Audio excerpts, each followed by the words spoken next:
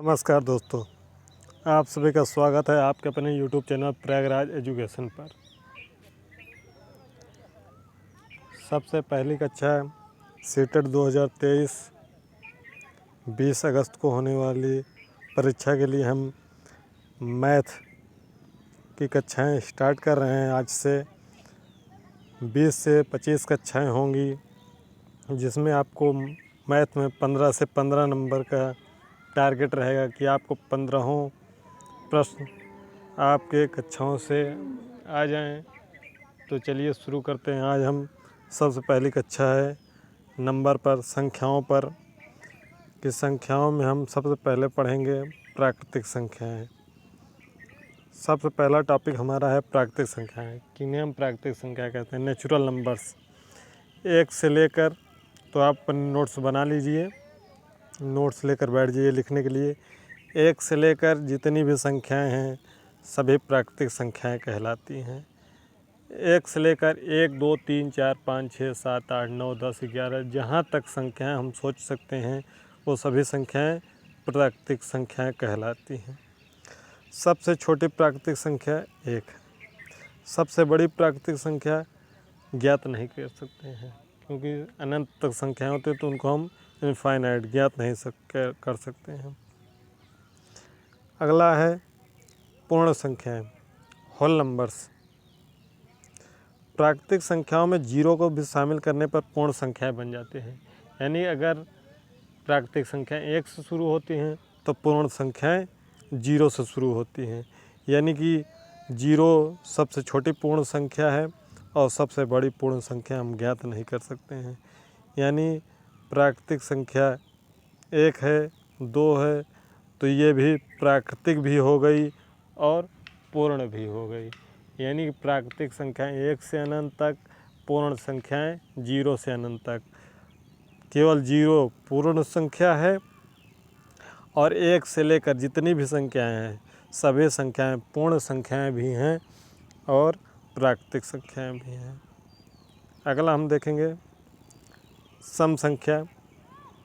Even number किन्हें कहते हैं?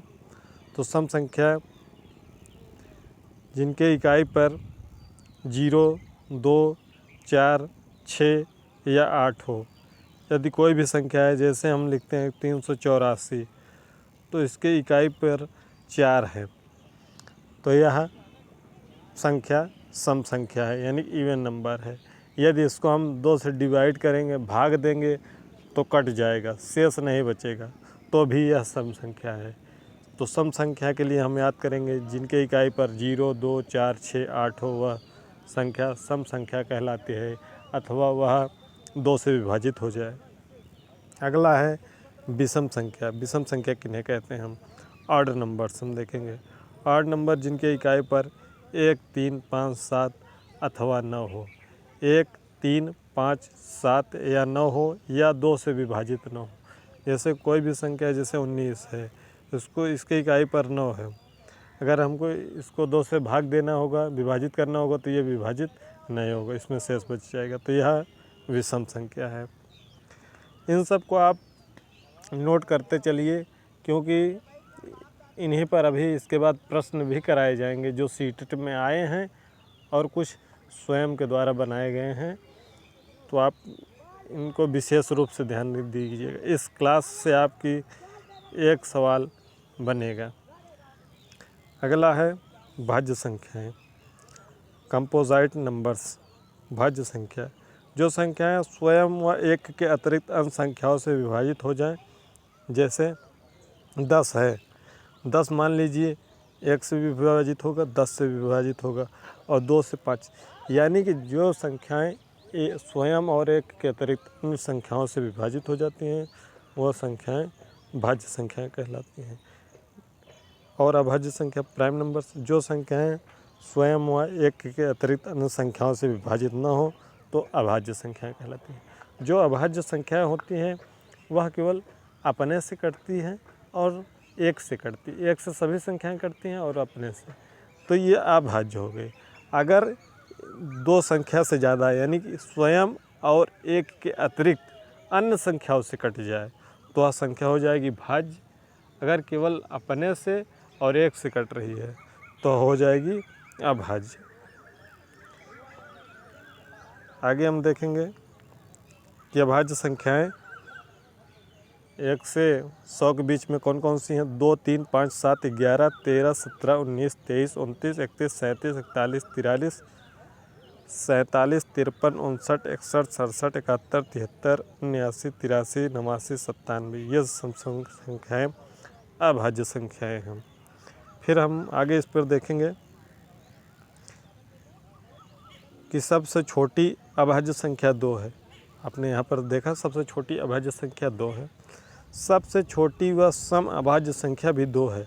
2 जो है अभी हमने सम विषम पढ़ा तो उसमें बताया था कि सम कहते हैं जिसके इकाई पे 2, 4, 6, 8 हो, तो सम है तो 2 है। सबसे छोटी व विषम अभाज्य संख्या 3 है। 1 से 50 तक कुल अभाज्य संख्या 15 हैं। आप इनको गिन लीजिए कि 1 से 50 तक कुल 15 अभाज्य संख्याएँ, 1 से 100 तक कुल 25 अभाज्य संख्या। फिर हमको इसे में विशेष ध्यान रखना है, जब सवाल में कभी कभी आ जाएगा, आप इसको पूरी अभाज्य संख्याओं को एक बार दिमाग में रख लीजिए। जैसे आ जाएगा कि 80 और 90 के बीच में अभाज्य संख्याएं हैं, तो 80 और 90 के बीच में कौन कौन सी हैं? 83 और 89। 90 और 100 के बीच में अभाज्य संख्या है 97। वह कौन सी संख्या है जो सबसे छोटी है और 2 अंकों की है? तो आप यहाँ देख रहे हैं कि सबसे छोटी और 2 अंकों की अभाज्य संख्या कौन सी है? 11 है। तो इसी प्रकार से इस पर सवाल बनेंगे। अभी जब अगले क्लास में हम आएंगे, सवाल लेंगे, तब वहाँ पे इसकी चर्चा होगी। पहले आप इसको थोड़ा सा नोट करते चलिए। फिर आगे चलते हैं। पूर्णांक, इंटीग्रल्स देखेंगे। जो भी संख्याएं ऋणात्मक या धनात्मक दोनों हों, यानी कि जितनी भी संख्याएं हैं, चाहे ऋणात्मक हो या धनात्मक, जीरो को लेकर सभी संख्याएं पूर्णांक संख्याएं कहलाती हैं। यानी इंटीग्रल्स, चाहे वो ऋण 10 हो, चाहे ऋण 100 हो तो ऋणात्मक हो गया, अगर धन 100 है तो धनात्मक ऋण पूर्णांक हो गया। फिर आगे अगली संख्याएं हैं परिमेय संख्याएं, रेशनल नंबर्स, जिन्हें हम भिन्न के रूप में लिख सकते हैं, यानी कि बटे के रूप में लिख सकते हैं, जिनमें हर में जीरो नहीं होता, वही परिमेय संख्या। क्योंकि अगर भिन्न में हम 5/0 लिख देंगे तो उसका मान तो जीरो हो जाएगा, तो ये परिमेय संख्या नहीं होगी। परिमेय संख्या जो भिन्न के रूप में हो उन्हें हम परिमेय संख्याएं कहते हैं। और अपरिमेय संख्याएं जो भिन्न के रूप में न हो, यानी कि अंडर रूट में हो, तो वो अपरिमेय संख्या कहलाती हैं। इसमें अपरिमेय में पाई भी आता है, ये अपरिमेय संख्या है। आगे पूर्ववर्ती संख्या, प्रीडिसेक्शियर नंबर में 1 घटा दिया जाता है तो वह पूर्ववर्ती संख्या हो जाती है। कोई भी संख्या है, जैसे अगर 90 है तो 90 का पूर्ववर्ती 1 घटा दीजिए, 89 आ गया, यानी कि 90 की पूर्ववर्ती संख्या 89। और उत्तरवर्ती उन्हें कहते हैं, उत्तरवर्ती को परवर्ती भी कहते हैं, यानी कि सक्सियर नंबर, जिसमें 1 जोड़ दिया जाए। अगर कोई भी संख्या है जिसमें 1 जोड़ दिया जाए, जैसे 91 में 1 जोड़ दिया जाए तो 92 आ जाएगी, तो उत्तरवर्ती 91 का उत्तरवर्ती संख्या 92।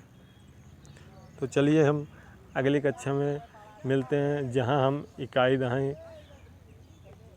वैल्यू उसके मान ज्ञात करेंगे, स्थानीय मान और